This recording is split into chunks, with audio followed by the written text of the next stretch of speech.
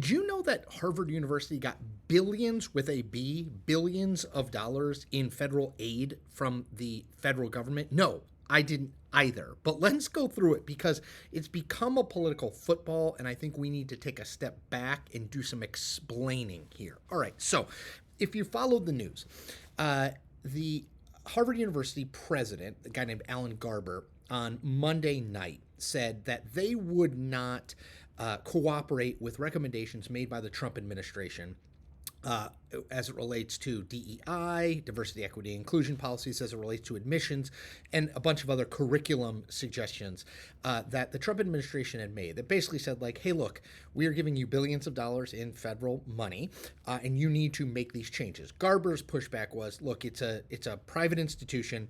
It's a place of intellectual sort of freedom. We're not going to let the government dictate to us what who we should let in, what we should have in terms of the curriculum, et cetera, et cetera. The Trump administration immediately then froze 2.2 billion, that's again billion with a B, billion dollars in funds that were set to go to Harvard, which honestly, I will admit, before this is the second time we've seen this. Columbia University, the Trump administration made many similar demands, and the Columbia pushback, and the White House suspended $400 million from Columbia. So I will admit that before these things happened, I was unaware of the amount of money that the federal government was spending on institutions of higher learning. So I wanted to dig into it, not from a partisan perspective. J.D. Vance, Donald Trump say these are, leftist organizations teaching woke ideology. The left says this is Donald Trump trying to force his view on the private academia, right? I always say I think the truth is somewhere kind of in the middle of all of that. So let's go through sort of the history of how we got here, shall we? Okay, so, before I do that, let me make this pitch. I'm trying to be an independent news creator here. I'm trying to create content that is calling balls and strikes no matter what uniform the batter at the plate is wearing. So I'm a guy who spent more than 20 years in mainstream media, CNN, Washington Post. I'm now out on my own. I'm doing everything that I can to say, here are the facts. Here's what you need to know, and you can make up your own mind. That's my goal in all of these things. All right, so let's talk about and so if you are not a subscriber, I should have made the pitch. If you're not a subscriber, I hope you become a subscriber today. It's easy. Just hit it. It's free. All right, so let's start here. The U.S. government got involved in funding certain parts of higher education after World War II. This is the GI Bill, things like that where the federal government said we are going to pay, or at least help pay, for people to go to college, to get a college degree. In 1965, the Higher Education Act passed. That led to even more. That's Pell Grants and those sorts of things. Again, ways to expand the funnel of people who are able to afford higher education. Now, that was often split between the state and the federal government for a long time. In the 1990s, in fact, the states spent more money than the federal government per student on higher education. But during the Great Recession, so mid to late 2000s, that changed, and the federal government started to take over much more of the funding for these institutions. Let's see. So the most recent data I could find, I've got a lot of notes here. The most recent data I could find was in 2018. This is from USA Facts, which I think is a great service, especially on things that have become this partisan, a great service to just say, here are the facts. So in 2018, federal dollars accounted for 14% of all college revenues. Spending on higher education was 3.6% of all federal spending. Okay, so a little less than 5% of all the money that we spend through the federal government went to higher education. It was a total of $149 billion in 2018. It's gone up significantly since then, but again, I want to compare apples to apples, and these are the numbers that I have. 65% of the money of that 149 billion, 65% of the money went to federal student aid. So that's work study, Pell Grants, that sort of thing. The bulk of the rest, and this is where, because I don't think anyone is against Pell Grants and those sorts of things. The where we get into a significant political debate is where the rest of the money goes. So the rest of the money goes to two things: research and overhead for the university.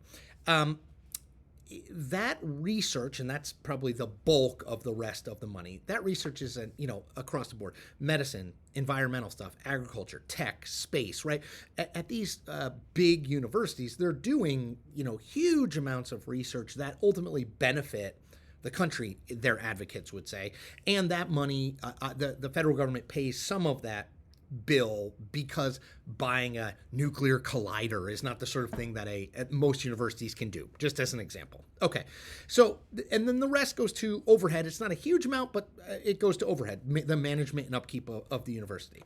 So I think what Donald Trump did is he looked at this money and he was like, why? Let's just do Harvard, because we've talked about it. Harvard has a $52 billion endowment.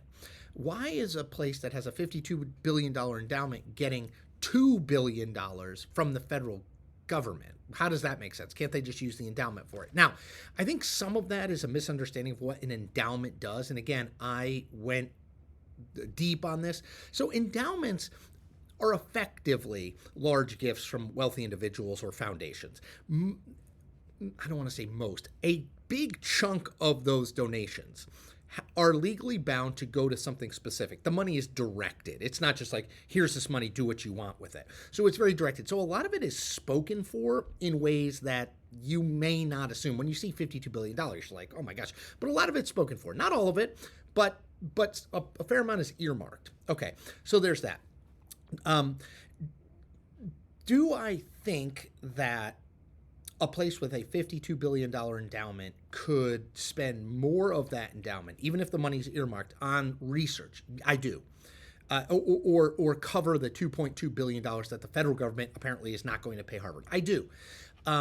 Do I think that we should shut down all federal donations, federal spending on higher education, research, student loans, work study? No, I don't, right? So I think the question is, it's never as simple as politics likes to make it to be, right?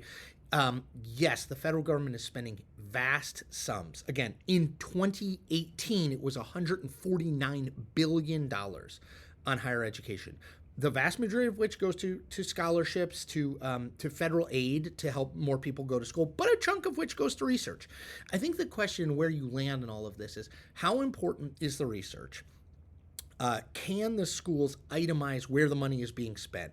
Are there places where maybe we could broadly agree, not all of us, but a majority of us could agree, that doesn't feel like good spending?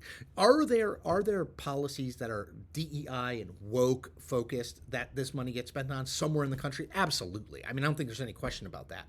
Is it the bulk of the money? No, it is not, right? Again, the bulk of the money is going to student aid and scholarships. So, like, I just am trying to provide. I don't have a take on this. I'm not going to say this is good or this is bad, but I think it's more complicated than people think it is, right? The endowment system is more complicated. The fact that the federal government is paying this amount of money, and it's a relatively recent, last 15 years development that the federal government has taken over spending this amount of money, I don't think a lot of people know that. And yes, I think it is fine to say to some of these places who have massive tens of $1 billion of endowments, and mostly that's in the Ivies and a few big state systems like the University of Texas. I think it's fine to say, like, okay, like, where can we work together to say this doesn't comport with what we want, or what are we getting out of this? What's our return on investment? I think that's fine. I think always just saying we just get to take the money, no questions asked, or you don't get any of the money unless you do exactly what we say, I tend to think that approach does not work. Again, I think it's a gray area here. But for me, I'm learning about this as I go. I hope this is informative to you because I think there's so much misinformation, so much disinformation out there about it. If you have questions, throw them in the comment section. I'll do my best to answer them. So I always ask you a couple things. One, comment and like this video. They're easy. They help with the algorithm, YouTube algorithm. They help more people see my stuff. And I think now independent journalism is more important now than ever. If you have not subscribed, please subscribe. It's easy. It's free.